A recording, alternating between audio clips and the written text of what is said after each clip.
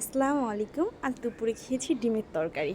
আসলে রান্না করার মতো কিছুই ছিল না। তো ভাবলাম ফ্রিজ খুলে দেখি ২ টা ডিম আছে। ডিমের এভাবেই রান্না করলে একদম মুরগির মাংসকেও হার মানাবে। অনেক মজাদার একটা খাবার। তো চলুন কিভাবে রান্না করি। তো এই যে ২ টা ডিম ছিল, আমি ২ টা ডিম সুন্দর করে ভেঙে নিয়েছি। ভা ভাঙার পরে আমি একটু লবণ, হলুদ আর মরিচের গুঁড়া, একটু আদা বাটা, আদা রসুন বাটা আর হচ্ছে একটু জিরে বাটা দিয়ে সুন্দর করে এটা ফেটে নিয়েছি। অনেক সুন্দর করে ফাটতে হবে যাতে সবগুলো একসাথে মিশে যায়। আমি ফেটে নিয়ে একটা টিফিন কারির বক্সের মধ্যে, আপনি যে কোনো একটা বক্সে দিতেই পারেন যাতে গরম পানিতে নরম না হয়ে যায়।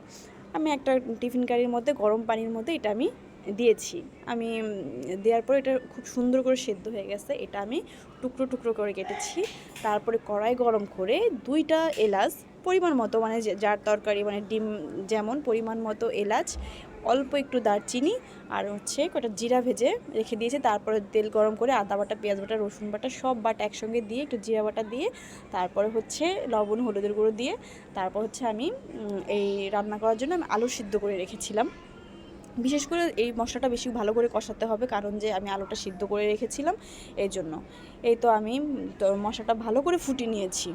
খেয়াল রাখবেন যেহেতু আলুটা সিদ্ধ করা, ডিমটাও সিদ্ধ করা, এই জন্য ভালো করে মশলাটা কষাতে হবে। তারপর আলু দিয়ে সেই কাটা টুকরো ডিম দিয়ে আমি সুন্দর করে কষিয়ে একটু জাল করে নিয়েছিলাম। তারপর আমি ঝোলের পানি দিয়ে কাঁচামরিচ দিয়ে তারপর হচ্ছে আমি ধনেপাতা দিয়ে তারপরে হচ্ছে একটু জাল করতে হবে। জাল করে এখানে আমি এলাচ আর হচ্ছে জিরা ভেজে রেখেছিলাম, সেইটা দিয়ে নামিয়ে নিয়েছি। দেখুন কালারটা অস্থির আর খেতে অনেক মজা লাগে। যদি এই ভিডিওটা একটুও ভালো লেগে থাকে, please please please like, comment, subscribe.